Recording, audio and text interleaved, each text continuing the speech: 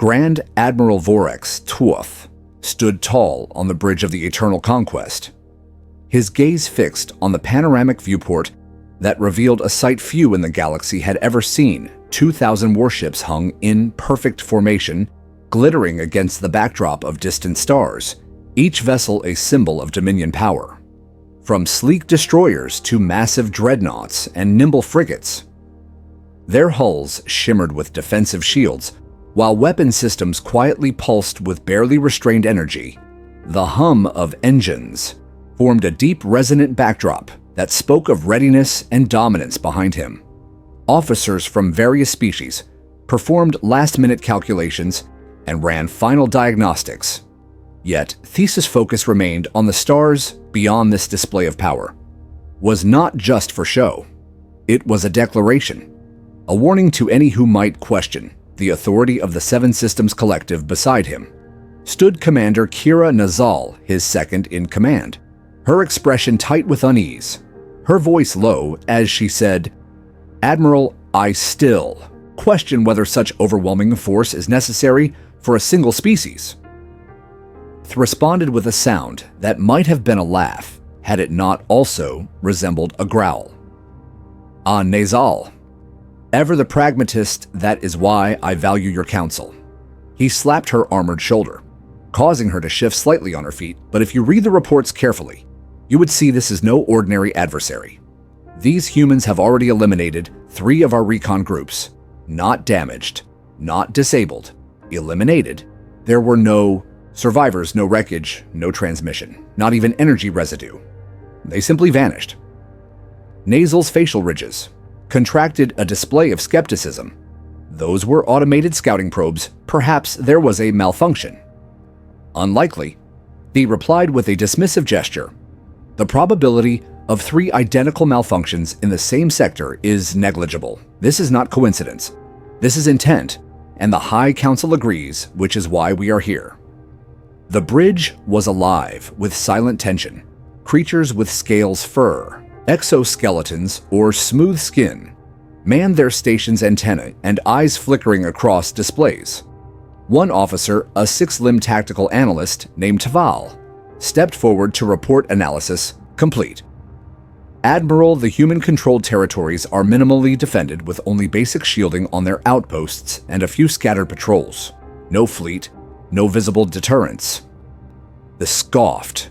They are either supremely arrogant or suicidally stupid, perhaps both. Nasal countered, or perhaps they are hiding something. Theet ignored her suggestion, waving his massive claw in dismissal. What could they possibly hide that could challenge this? He gestured to the endless expanse of warships before them. The bridge crew chuckled in their own species-specific ways. The idea that a single primitive species could pose any threat to such an armada was laughable. Then came the alert. Officer Meus, at the comms station, turned sharply toward the command platform. "Admiral, we are detecting an approaching vessel. 1 ship, sir." The room fell silent. Thea's neck frills expanded in disbelief. "Show me." The screen shifted, revealing a single dark vessel gliding toward them. It was sleek, smooth, and alarmingly small. Smaller than their smallest support cruisers, barely larger than a transport craft. Laughter erupted again. Nasal's mandibles twitched in what passed for a smile. "They sent 1 ship." Boomed, slapping the side of his chair. "Is this some kind of joke? Have they gone mad?" Taval interrupted his compound, eyes narrowing. "There are no detectable energy signatures, no weapons, no propulsion emissions. It is simply there." His laughter stopped instantly. "What do you mean? No emissions? Every ship emits something." "Not this one, sir. And it is transmitting audio only." He waved his claw. "Put it through and let's hear what these lunatics have to say." The bridge fell into stillness as a calm, cheerful human voice echoed through the chamber. "Greetings, Seven Systems Collective. This is Captain Jessica Reeves of the Earth vessel, Diplomatic Solution. We noticed your impressive fleet. Thank you for the warm welcome. We were hoping to talk a little, perhaps over tea, if that is your thing. If not, we can improvise, standing by for your response." The crew stared in stunned silence. Thiuwaver's mandibles hung open, They named their ship Diplomatic Solution. Nasal murmured yes, and they want a friendly chat. Apparently, T8th managed to say. Finally, his massive form shifting uncomfortably. I think today might be more interesting than I expected. Prepare a deep scan of that vessel. Now something about this does not sit right with me. Taval's many limbs danced across the console, attempting every known scan. Gravitational subspace, quantum particle analysis all returned the same result. Nothing. No readings, as if the ship were not really there. Nasal stepped closer to her. Admiral sighed. Could it be a projection, a distraction, while their fleet approaches?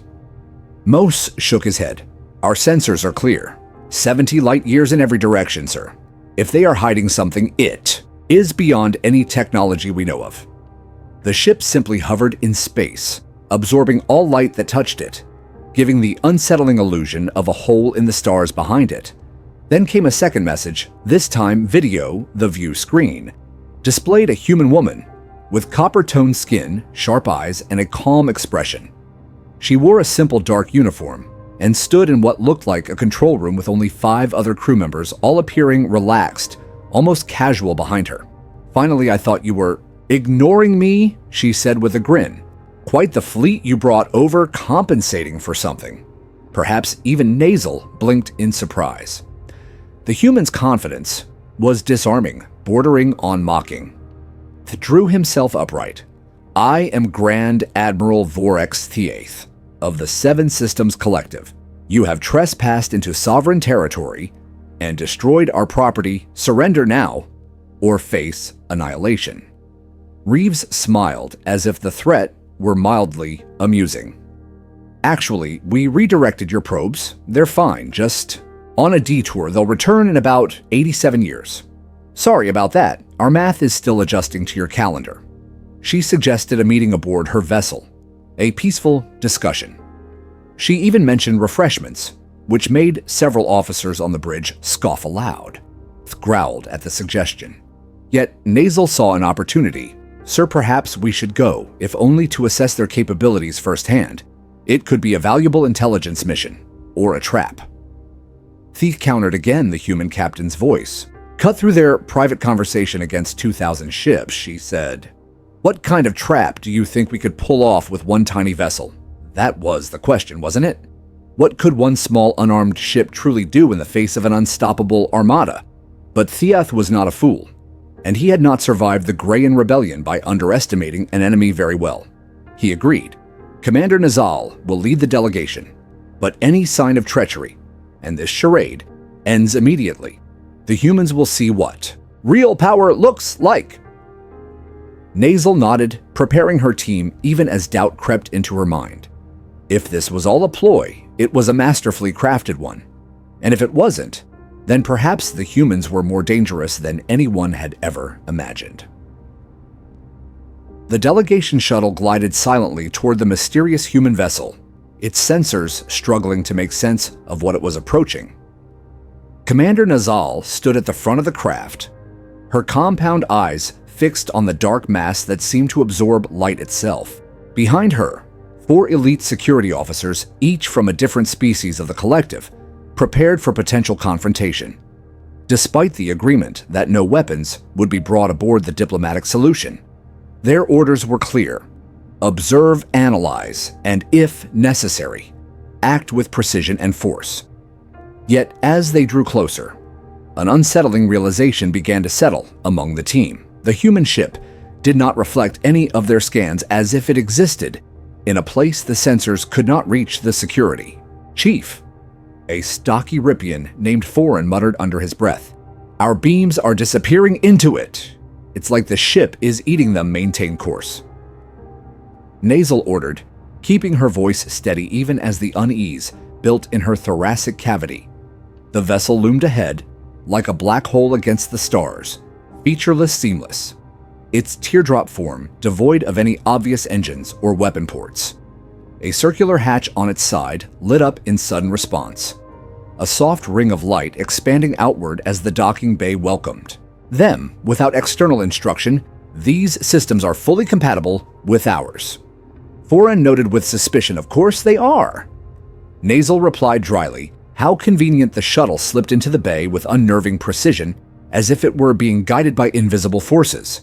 And the moment the airlock sealed the interior, pressurized, with an exact match to their atmospheric requirements, standing at the center of the docking bay, was the same human captain from earlier, Jessica Reeves, flanked only by two unarmed officers, both with those strange, tooth-bearing smiles that always unsettled non-human species. Commander Nasal, welcome aboard the Diplomatic Solution." Reeves extended a hand, then awkwardly retracted it, realizing Nasal's species lacked the necessary appendage for a human handshake, right? Sorry, been brushing up on interspecies. Greetings, the collective has so many members, some I bow to some. I'm supposed to emit pheromones, which, frankly, I'm just not equipped for. Nasal ignored the attempted pleasantry. Captain Reeves, let's be clear. I'm here for answers, not ceremony. Then you've come to the right place. Reeves replied cheerfully, gesturing toward the corridor. "This way. Please, the conference room is prepped, and don't worry about your shuttle, it's safe here." The interior of the ship was as strange as the exterior. Sterile minimalist corridors, with soft ambient lighting, gave way to open spaces that were unnaturally quiet.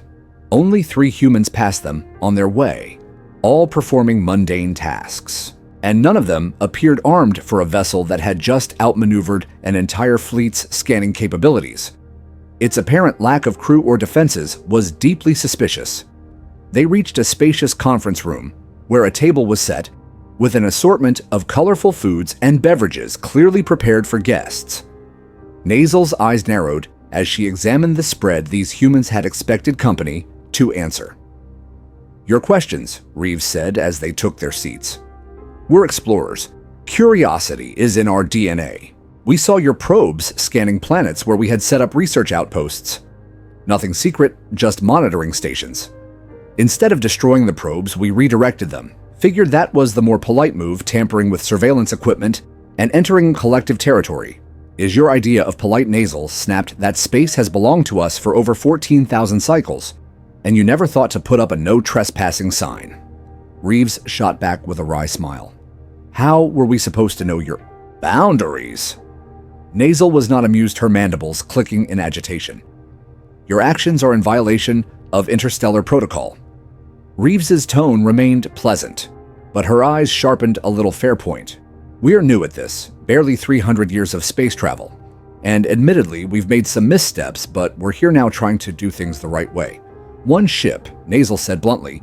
"You came here with one ship." Why that question again hung in the air heavy, with implications. The implication being that either the humans were delusional or they had something the collective did not understand. Reeves pulled out a chair and gestured to the food. "Please try the canapes, they're amazing. Then we can get into why 2,000 warships may have been a bit of an overreaction." Nasal ignored the food, instead leaning forward, intent on extracting the truth. "Your ship defies all known physics. It evades scans, exhibits no energy signatures, and yet here it is. And here we are." Reeves responded, tapping a small device. On her wrist, the lights in the room dimmed, and a holographic projection materialized over the table, showing the entire collective fleet. Every vessel, every formation, even internal systems deck, layouts, and power distributions. Nasal's antenna twitched in alarm. "How do you have this data? We scanned you?" "When we arrived," Reeves answered, as if it were the most natural thing in the world. "Standard protocol for us." One of Nasal's officers leaned in. "That's impossible. Our shields block all known scanning." "Technologies known to you," perhaps, Reeves replied. "Humanity took a different path, while you perfected weapons and armor. We developed other kinds of tools." She changed the display, showing billions of microscopic machines. "These are nanites. We seeded your fleet with them as soon as we entered the system." Nasal recoiled slightly. "You infected our ships." Infected is such a harsh word. "We prefer to say we enhanced our situational awareness. Don't worry, they're harmless, unless, of course, someone decides to open fire." Nasal's mind raced. The implications were staggering. If these humans could infiltrate a fleet so easily, what else could they do? And still the greatest mystery remained. How could a single vessel exhibit such capabilities without detectable energy output? What is this ship, really? Nasal demanded, what kind of technology can make it invisible to our most advanced sensors? The diplomatic solution isn't a ship in the traditional sense, Reeves said with a shrug. Think of it more like a bubble of localized space-time. The real ship exists partially in another dimension. What you see is just the cross-section of where our space meets yours. Foreign scales shifted to pale blue, a clear sign of disbelief. That kind of manipulation is theoretical. Even our top scientists have not achieved it. Lucky accident, Reeves said, smiling again. A researcher was trying to keep coffee fresh and well. One breakthrough led to another. Sometimes science is about unexpected results. Nasal remained unconvinced, but her communicator chimed a warning. Weapon systems aboard the flagship were activating. Their admiral was preparing for battle. Captain Reeves knew it too. She sat back, expression darkening. Your admiral believes we're stalling for reinforcements? There are none. We only sent one ship because that's all we needed when Nasal did not immediately respond. The human tapped her wrist again, bringing up live data showing the weapon systems charging across the collective fleet. She spoke into the communicator, advising against hostile action. This ship, she warned, was not without defense. The delegation stared at her, unsure what to believe, unsure if this was posturing, or if the humans truly had the means to counter an armada.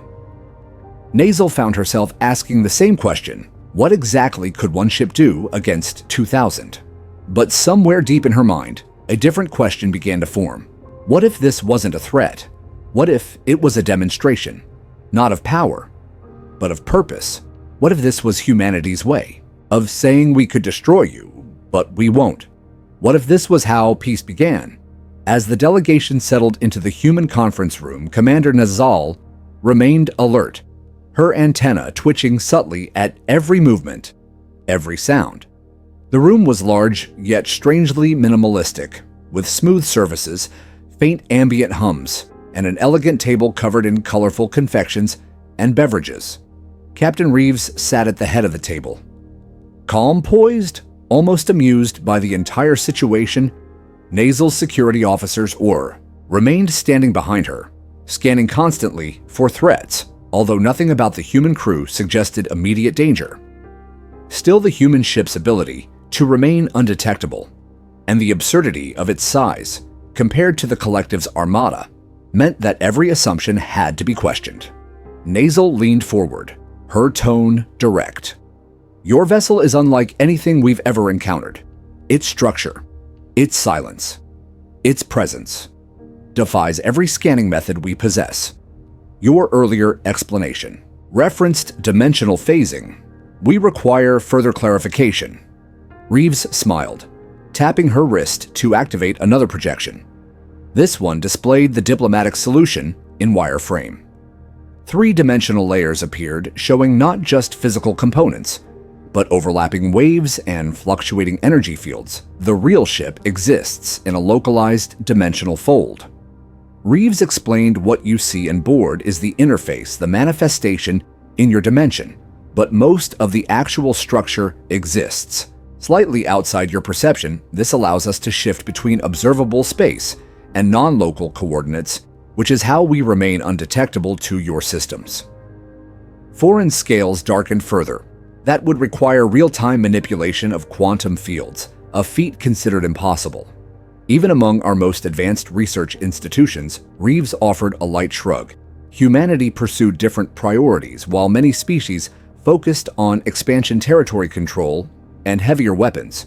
We explored ways to reduce conflict by avoiding it entirely. When we realized how dangerous traditional escalation could become, we put our efforts into methods of deterrence through presence, not force. Nasal's mandibles clicked quietly. Not force, yet you infiltrated our fleet with microscopic machines, she said, gesturing toward the earlier display. Without consent, without declaration. You violated our military vessels and exposed their vulnerabilities. If this is not force, then what is it? A message, Captain Reeves said. Evenly, you brought 2,000 ships to our doorstep. when all we did was redirect a few probes. We responded not with aggression but with demonstration. If we meant harm, you would already know it. Nasal's antenna froze. The implication was chilling and undeniable. Every step the humans had taken had been measured deliberate and disturbingly effective, and they had done so without a single visible weapon, without even posturing. In the conventional sense, she refocused. We need to understand the full extent of your capabilities, especially if we are to evaluate whether this interaction constitutes a breach of interstellar law. Fair enough, said Reeves as she waved her hand across the projection, causing it to shift again, now displaying nanite schematics, thousands of models scrolling by, some designed for scanning, others for communication, and many with undetermined functions. We seeded your fleet when we arrived. Reeves continued not to harm but to observe. Their only function so far has been to collect structural and operational data from your ships. Your systems remain intact, your weapons untouched, your crews unharmed. This was surveillance, not sabotage. Nasal frowned. The difference is negligible from a strategic perspective. Reeves's voice remained calm, perhaps, but from a diplomatic one, it means everything. We showed you our cards before you showed us yours. That takes a level of trust, even if it doesn't look like it. Nasal considered that silently before pressing again. And yet, your ship is immune to all our weapons. We saw the data your vessel absorbs or bypasses any known form of energy projection. How is that possible? Reeves responded without hesitation. Dimensional phase alignment. The attacks never truly reach us because by the time they arrive, we've shifted enough of our molecular presence out of phase that the energy disperses through the void. We're like a shadow to your weapons. If the weapons pass through us without interaction, they might as well not exist. Nasal stared at her. What you are describing undermines the foundation of interstellar combat strategy. Everything about this encounter has done so. The tactical formations, the shield arrays, even our approach to information control and surveillance. Your technology suggests that everything we've built our dominance on could be rendered obsolete. Reeves didn't argue. She simply sat quietly, then said softly, "You're right." Nasal blinked. She had not expected agreement. Not so easily. Then why reveal this to us? She asked. The humans could have continued to remain hidden to avoid attention altogether. You chose to show us. You chose to expose yourselves. We did, because the alternative is worse. Reeves replied. Simply misunderstanding, fear, paranoia. Those things escalate quickly. We've been down that road before. Nasal tilted her head. Considering the weight of that statement, your history suggests similar cycles of aggression, expansion, and collapse. What changed? What led you to this new path? Captain Reeves stood slowly walking toward the large viewing panel that showed the stars beyond the fleet, beyond the illusion of warships suspended in silence. She spoke without turning. We nearly destroyed ourselves more than once. With every war we got better at killing, until we became frighteningly efficient. And when we saw how easily we could wipe each other out, we were faced with a choice: keep escalating or change everything. So we changed. We call it the Great Transition, a period where humanity restructured its priorities. Instead of conquest, we pursued understanding. Instead of weapons, we built means of influence through knowledge. Nasal followed her gaze out into the void. Your fleet could have annihilated our vessel with overwhelming force, she said slowly. And yet here we are. Reeves finally turned back because we believed that if we demonstrated what we could do and chose not to do it, that might mean more than any threat. Could the projection shifted again, showing the internal schematics of the Eternal Conquest, the Admiral's flagship power conduits, weapon systems, command node, all exposed, down to minute technical details. Nasal's breath caught. You're showing this again. Even after we activated weapons, you're giving us another chance. Why? Because you have a choice. Reeves said, just like we did centuries ago, we believe that every species reaches a point where they decide what kind of future they want for themselves. You've built something powerful, terrifying even, but power without purpose only leads to ruin. We came to say maybe there's another way. Nasal looked at the map of their ship, then at her officers. Most still tense. Most still unwilling to accept what they were witnessing. She understood them because a part of her felt the same, but another part recognized the opportunity. Something she had never seen in centuries of service, not surrender, not dominance, something entirely different. This is not weakness, she realized. It's control restraint, the kind only possessed by those who understand true power and choose not to wield it unless absolutely necessary. That thought chilled her, more than any weapon ever could. It also inspired a flicker of hope she did not expect to feel on a mission that had begun as a show of force and transformed into something altogether new, something that maybe, just maybe, could change the course of galactic history. The first sign that something was wrong came not from the humans but from the collective itself, as subtle energy fluctuations began to ripple across the fleet unnoticed at first, then steadily building until even the most hardened officers could no longer ignore the anomaly aboard the Diplomatic Solution Commander. Nasal's communicator began to buzz with increasingly urgent alerts, her officers checking their own devices with growing concern.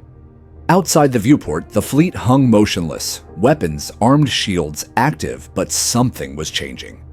Systems were beginning to behave erratically, weapons stalling engines, slowing auxiliary functions, blinking. Into standby mode, Captain Reeves remained seated at the conference table, quietly sipping her drink, as if none of it concerned her. Eventually, Nasal stood and confronted her. "You said your nanites were harmless," she stated, voice low and hard. "They are," Reeves replied calmly, "but they are also integrated part of the system now, and that means we have options." Nasal stepped back, the implications dawning. If the nanites could override systems, then the human ship was not only untouchable, but also capable of disabling an entire fleet without firing a single shot. Her communicator flared again, this time with the voice of Admiral Teeth, his tone sharp, tinged with panic. "Commander, return to the flagship at once. The humans are stalling, preparing for reinforcements." Reeves cut in, projecting her voice somehow through the secure channel. "Admiral, there are no reinforcements. We only sent one ship. This is not a trick. This is diplomacy. Your paranoia is going to get people hurt." His voice cracked with rage. "You dare speak to me through our channels. You threaten our fleet with one tiny vessel. You will surrender now or face destruction." Reeves stood, her demeanor now firm, the quiet confidence replaced with something sharper. Not aggression, but finality. She tapped her wrist again, and a new display shimmered into being, showing every vessel in the fleet one by one. Their systems shutting down, lights, flickering weapons, falling silent propulsion, ceasing emergency life support, maintaining minimal functions. The image of dominance that had once filled Nasal with pride now lay dormant, silent, powerless across the stars.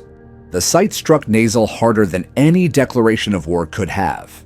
She turned to Reeves, who was still watching the fleet on the screen with an almost detached expression. "What have you done?" Nasal asked, barely above a whisper. "Nothing permanent." Reeves replied, "Just to time out a moment to reconsider your approach to first contact. We didn't come here to fight you, but if you're going to show up with 2,000 ships, you need to understand that escalation won't work with us." Nasal's officers exchanged glances, their expressions ranging from shock to fear to awe. "Your fleet is offline," Nasal muttered, looking at the display as if seeing the truth for the first time. "This cannot be. How did you do this?" Reeves smiled thinly. "Nanites are only part of it. The rest is architecture.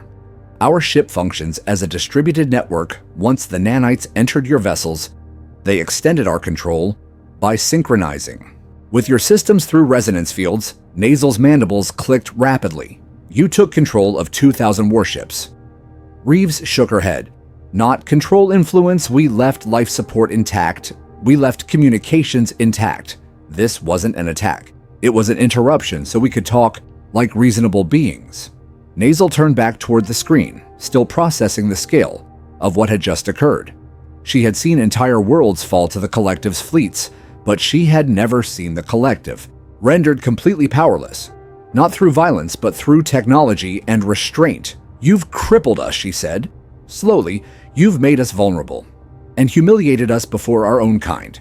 And yet you say this is diplomacy." Reeves nodded. "Exactly. We showed you what we could do and chose not to do more. That's the message." Nasal's eyes narrowed. "And what message is that? That power means nothing if it cannot be used wisely." Reeves gestured toward the frozen fleet beyond the walls of her ship. "Bigger guns. Faster ships, more ships. Those don't make you strong. Restraint makes you strong. The ability to choose peace over war. Understanding over control. The Collective could annihilate civilizations with a single order. We know we've studied you. But in all your history, how many times have you chosen restraint? How many times have you stepped back and said, maybe there's a better way?" Nasal remained silent, the truth of those words echoing through her thoughts. Not because Reeves was right, but because Nasal had asked herself those same questions in her quiet moments alone when the battles were over and the reports had been filed. She had wondered what their purpose truly was beyond conquest. The diplomatic solution showed her an alternative, and it terrified her more than any weapon the Collective had ever faced for this kind of power. This kind of subtle control was not about destruction, but about changing hearts and minds. Reeves stepped closer, her tone softening. "We didn't come here to show off. We came to offer a different kind of future." Nasal looked at the cube Reeves had placed on the table earlier. A simple crystalline device said to contain human cultural data, scientific knowledge, proposals for cooperation, even music and stories. It seemed absurd that such a small thing could hold the key to a new galactic paradigm. But perhaps that was the point. Not everything powerful had to be large or loud. Sometimes the most dangerous ideas came quietly hidden in gestures of goodwill. Nasal finally spoke. "And what do you expect in return for all this, for restoring our ships, for offering your knowledge?" Reeves looked at her. Without blinking, perspective, understanding. "We believe every species sees the universe differently, and we want to learn from that, share with that, grow from that. Our goal is not dominance, it's connection." Nasal turned that over in her mind, trying to find deception. But there was none, only clarity, only an uncomfortable truth. Maybe this really was about something more than intimidation. "You may have opened our eyes, Captain," she said quietly. "Though I'm not sure." The rest of the Collective is ready to see. Reeves placed a hand over her heart, a gesture unfamiliar to Nasal, but sincere. "Nonetheless, then we'll wait. We've waited before. We've been misunderstood before. Change takes time." Nasal gave a small nod, understanding for the first time why the humans had only sent one ship, because that one ship carried more than technology. It carried the weight of their entire philosophy, a challenge not to the Collective's strength, but to its values, its assumptions, its future. And in that moment she realized the war had already been won, not with weapons, but with an idea that maybe, just maybe, it didn't have to be war at all. Nasal stood frozen as the last remnants of the Collective fleet's systems powered down the vast expanse of warships that had once glowed with strength and confidence, now hung in space like hollow monuments, their weapons, lifeless engines, silenced internal lights, flickering weakly as only emergency protocols remained active on the view screen. The Armada looked less like a threat and more like a relic, a graveyard of ambition and miscalculation. She turned to Reeves, who remained at the head of the table watching it all unfold with a detached quietude, as if she had seen this happen before. Nasal's voice trembled slightly, not from fear, but from the weight of what had just happened. "You've rendered 2,000 ships inert without firing a single shot," she said. "This is a level of control I did not think possible." Reeves nodded slowly. "We could have gone further. We didn't. Life support remains. Functional communication is untouched. This is not an act of war. It is a demonstration." Nasal clenched her mandibles tightly, even as her mind reeled with the implications. You're telling me you had the power to destroy us but chose not to, and we're supposed to believe this was some kind of mercy? Not mercy. Reeves replied, clarity. You came prepared for war. We came prepared for conversation. Our intent was never to harm you, but to show you that force is not the only language worth speaking. Nasal paced the edge of the room, her security officers watching both her and the human captain with uncertain eyes. The silence between the parties was heavy. Then her communicator activated again. Admiral TH's voice, now stripped of bravado, filled the space, trembling with rage and disbelief. What is the meaning of this? What are your demands? What do you want? Reeves chuckled, softly. No demands, Admiral. Just dialogue. We want to understand you and maybe for you to understand us. Theth's voice cracked again. You've humiliated us, Captain. You've neutralized our fleet, our pride, and our power. Reeves responded with calm finality. We gave you time to think, not to suffer. This is not punishment. This is perspective.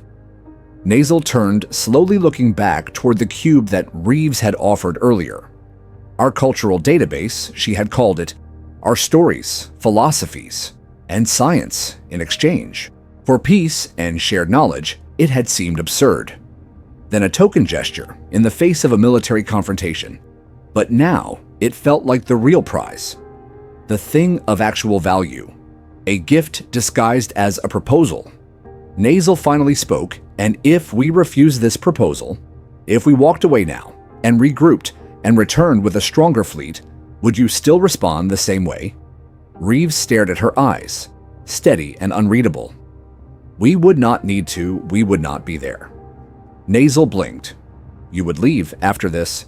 Reeves stood slowly, adjusting her posture. Yes, because what we came to say has been said, and what we came to offer remains whether you take it today or in 10 years. We're not here to conquer you, Commander. We're here to offer a better way forward.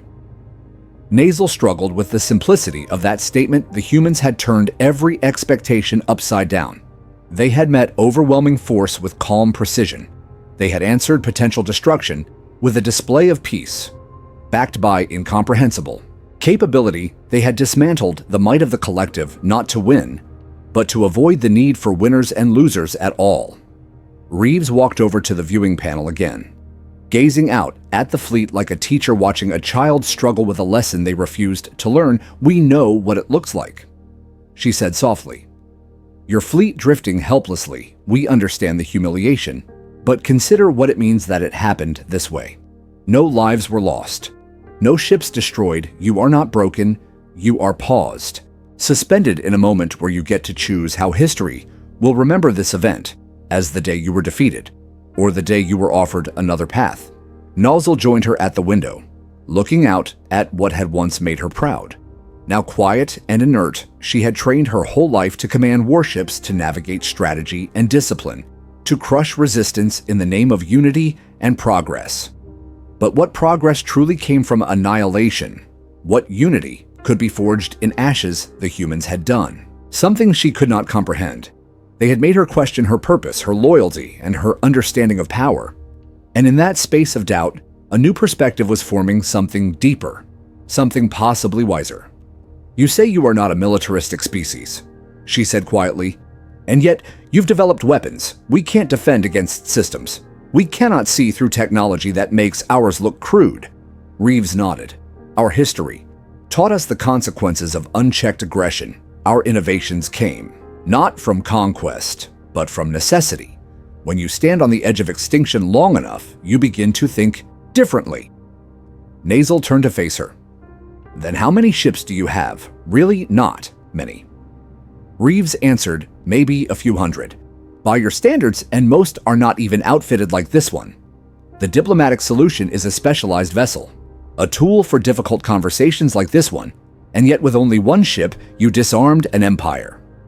Nasal whispered, you made a fleet look powerless.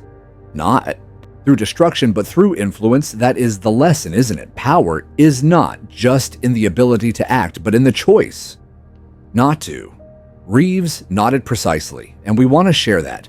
Not the technology, the idea that strength can exist without domination, that safety can come from understanding, not fear. And what if the High Council refuses? Nasal asked, what if they choose to retaliate? Then we will not be here to stop them. Reeves said simply, we are not invaders. We do not entrench. We visit. We speak, we leave, the rest is your choice. Nasal looked down at the small cube again, now feeling the weight it truly carried. Not just data, but a test.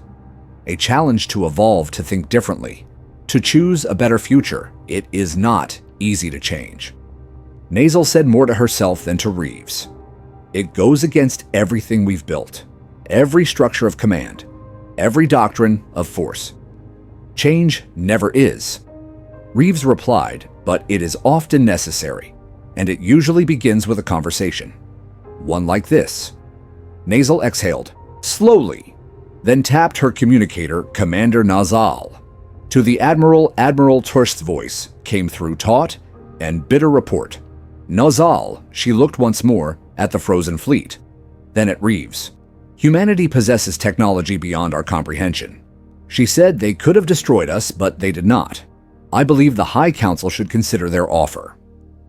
Tho was silent for several seconds, then responded flatly. Return immediately. Communication with the humans is suspended pending Council review. Understood.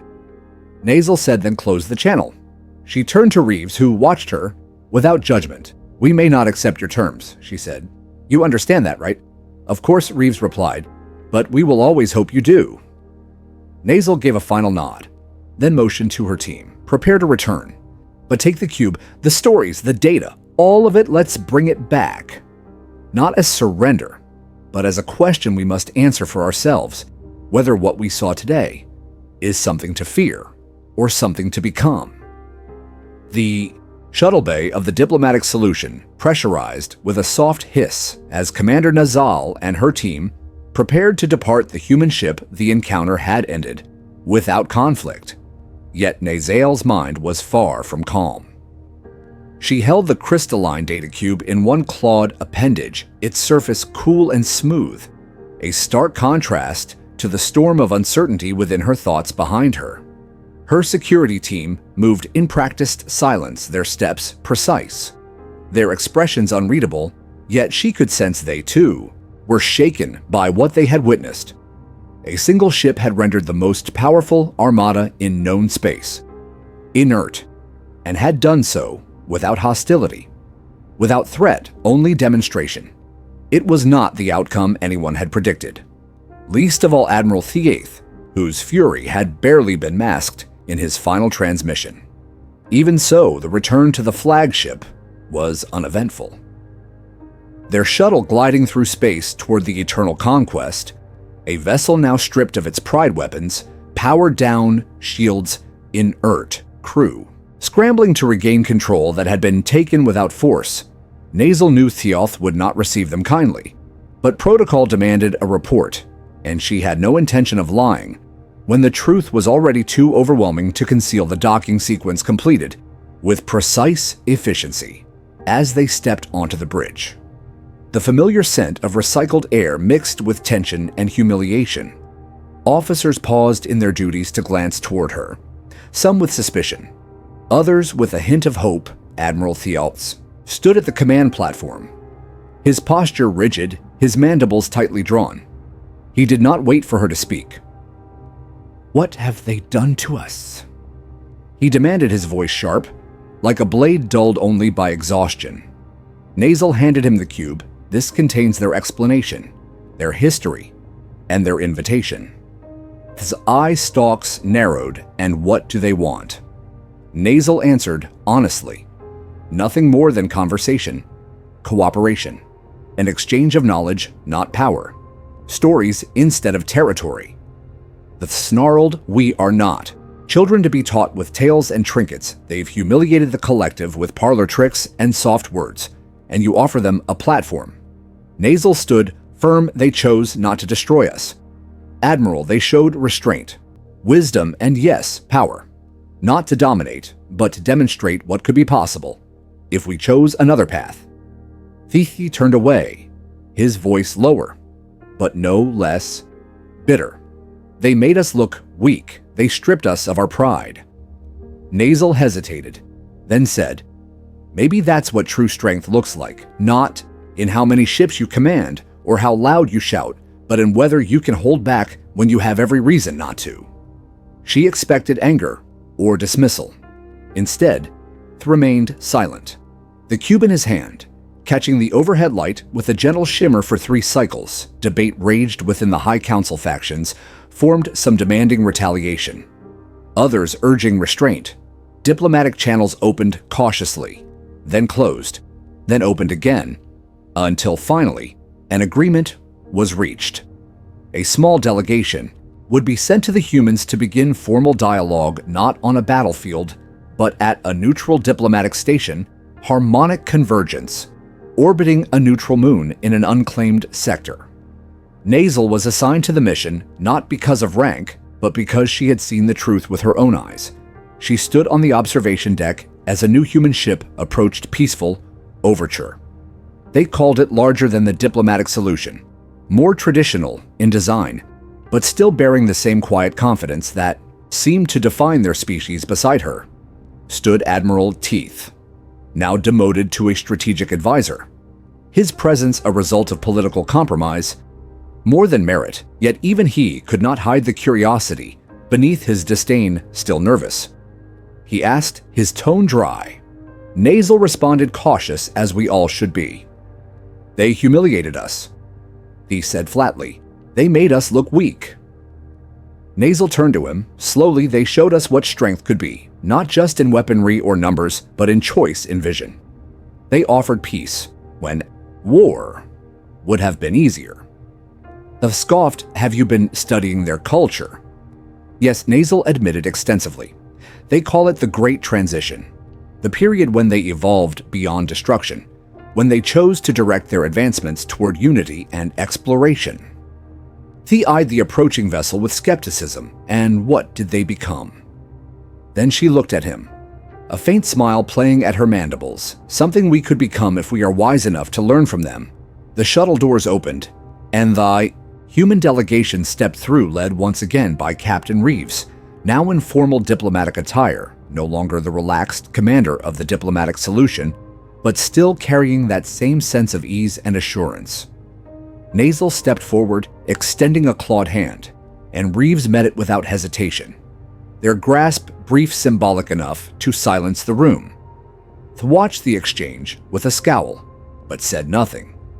Instead, observing as the 2 delegations exchanged initial pleasantries and seated themselves around a polished oval table adorned with both human and collective emblems, Reeves spoke first. "We appreciate your willingness to meet, despite how things began." Nasal responded, "This time we come not with warships, but with questions. We've read your history, your ideas, we've considered your proposal, and we are prepared to listen." Reeves inclined her head. "That's all we hoped for." Dialogue, understanding, not dominance. The negotiations began, not with demands, but with stories, music, philosophy, scientific theories, art from both sides, shared and studied as if it were the most valuable currency in the galaxy. And perhaps it was, Reeves explained, that in exchange for these cultural perspectives, humanity would share technologies, not weapons, but tools for healing and building medical breakthroughs, sustainable energy, faster than light communication. The could not contain himself eventually. "And you give this to us in exchange for what? Myths, fairy tales, songs." Reeves looked at him not with scorn, but with something almost like pity. "We give it to you because it is the right thing to do, because together we can become something greater than either of us alone." Fuz turned away again, unconvinced, but Nazal saw it in the way his shoulders slackened, the seeds of doubt planted not through defeat but through revelation. As the session ended and the humans departed back to their vessel, Nasal remained behind, watching the stars alone. She remembered what Reeves had said aboard the diplomatic solution, that the most powerful force in the universe was not a weapon but cooperation, the ability to see beyond fear and find common purpose. Perhaps it was idealistic, perhaps it was naive, but as she stood there now, with the future unwritten and the path ahead still open, she found herself believing that maybe, just maybe it was true. 3 cycles had passed since the events aboard the Diplomatic Solution, and in that time the collective had changed in subtle but undeniable ways. The humiliation of the fleets. Neutralization had not been forgotten, but neither had it led to the war many had expected. Instead, it had triggered something far more significant. A wave of introspection within the highest ranks of power debates in the High Council that had once centered on military readiness and strategic supremacy now cautiously entertained words like cooperation and exchange. Commander Nasal, now a senior diplomatic envoy, stood once again on the observation deck of Harmonic Convergence, watching as a human ship approached not the enigmatic Diplomatic Solution, but a more conventional craft named Peaceful Overture. Its sleek hull reflected the pale light of the nearby moon. As it eased into docking position, her antenna shifted as she sensed the tension in the air even after everything that had happened, even after the technological marvels they had witnessed. There remained skepticism, suspicion, fear. Perhaps those would never fully disappear. But the difference now was that the conversation had begun. Admiral, if demoted but still politically protected, stood beside her.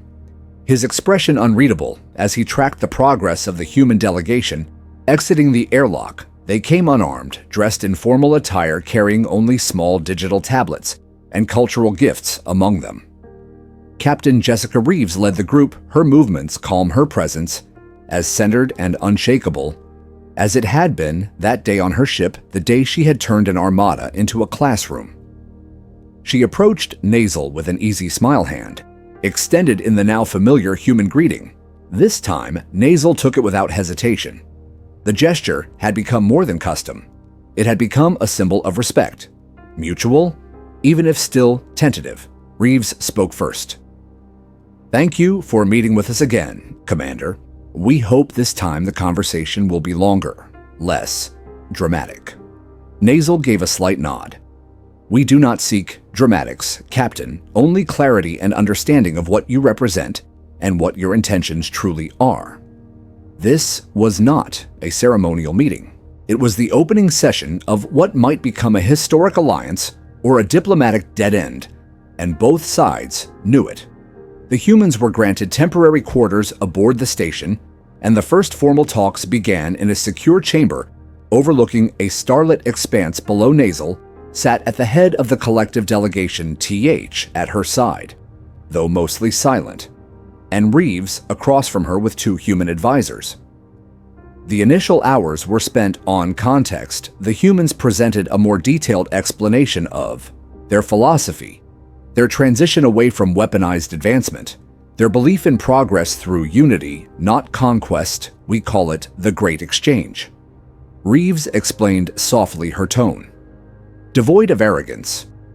"It began when we realized that we were hoarding knowledge that could save lives, that could prevent wars, and we were doing it out of fear. Fear of being taken advantage of, fear of being seen as weak. And what changed?" Nasal asked, watching her closely. "Humanity did." Reeves replied, "One nation took the first step, offered medical technology to a former enemy.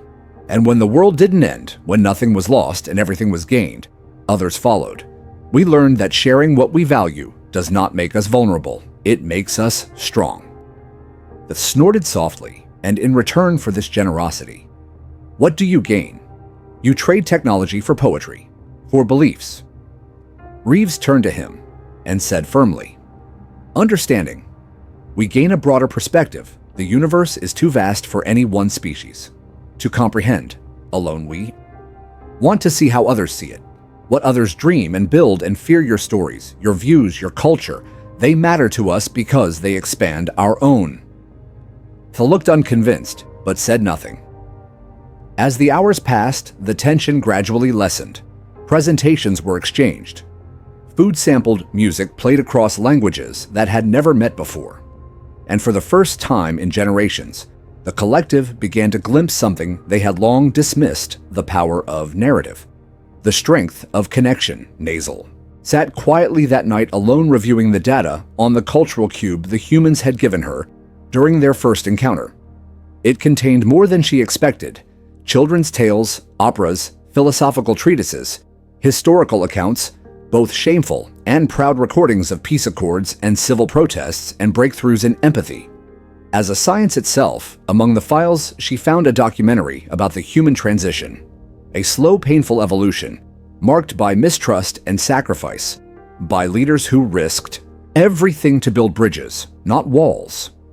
And it struck her that humanity had not arrived at this philosophy through ease, but through fire and failure. She remembered Reeves's words about restraint, about choosing not to destroy, even when they could. That idea had haunted her ever since.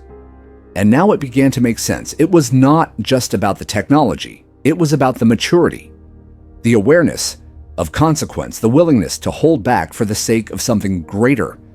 The next morning, when negotiations resumed, the collective made their first formal offer of cooperation, limited but sincere.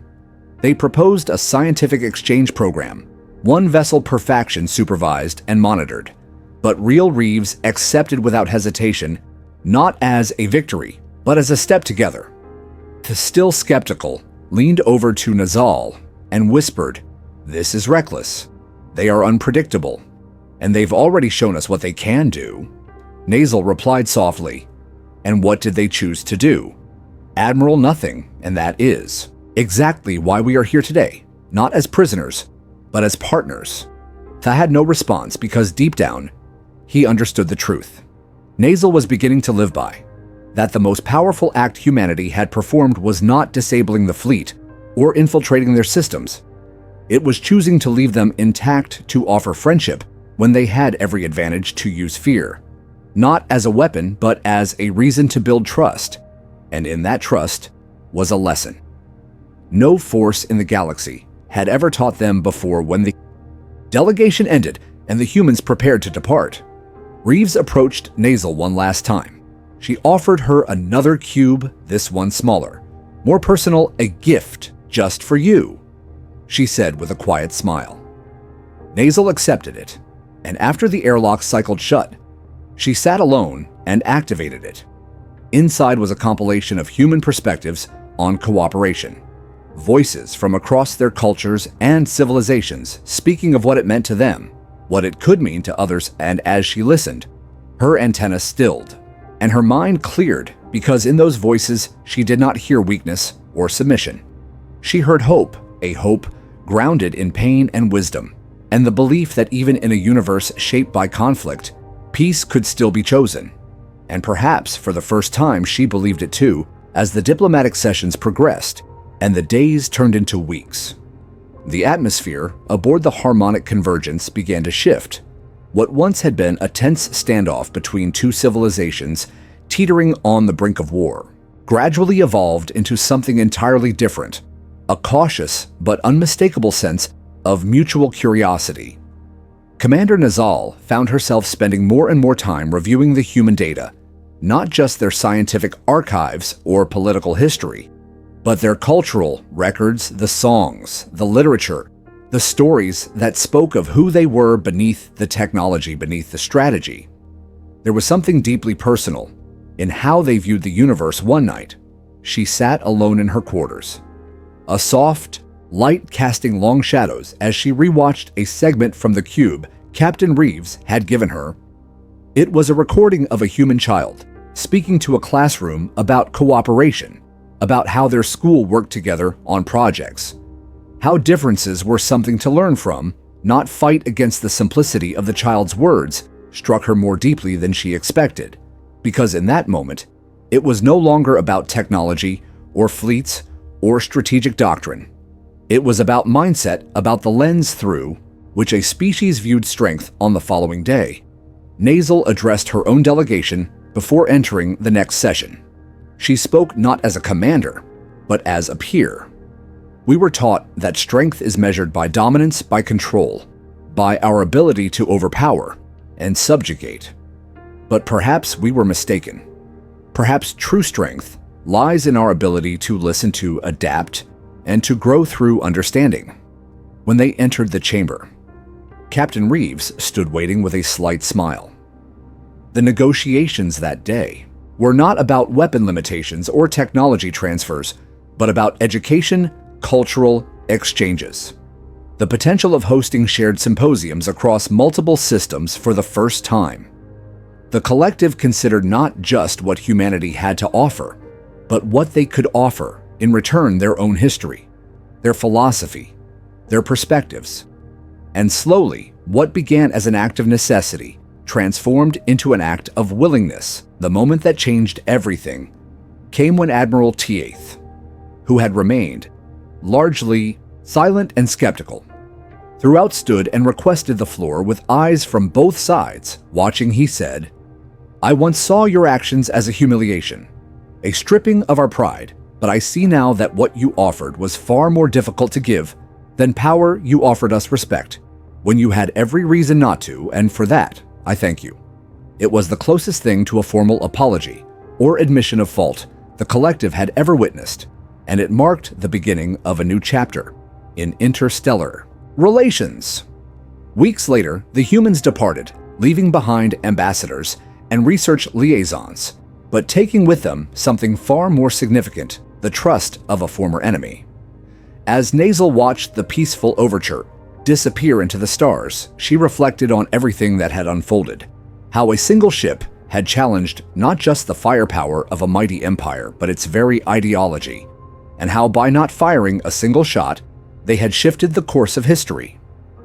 She realized then that this story would be told not in military academies, but in classrooms, in cultural forums, in the songs of the future. And perhaps that was the most powerful legacy of all. It was a story not of conquest, but of choice.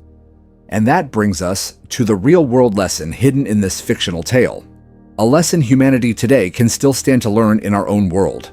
Filled with political rivalry, military buildup, and cultural division, we often equate strength with who can shout the loudest or strike the hardest. But perhaps, like the humans in this story, true strength lies in restraint, in understanding, in the courage to meet hostility with dialogue instead of destruction. In a world where misunderstandings escalate too quickly, where fear breeds division and isolation. This story serves as a quiet reminder that even the most advanced technologies, the most impenetrable defenses, mean nothing if we forget the power of cooperation. By choosing to listen, first, we give ourselves the chance to create a future shaped not by survival alone, but by shared purpose and mutual growth, like the one ship sent by humanity in the face of overwhelming odds. Sometimes, it only takes a small act of wisdom to change everything, and that may be the greatest strength we will ever possess.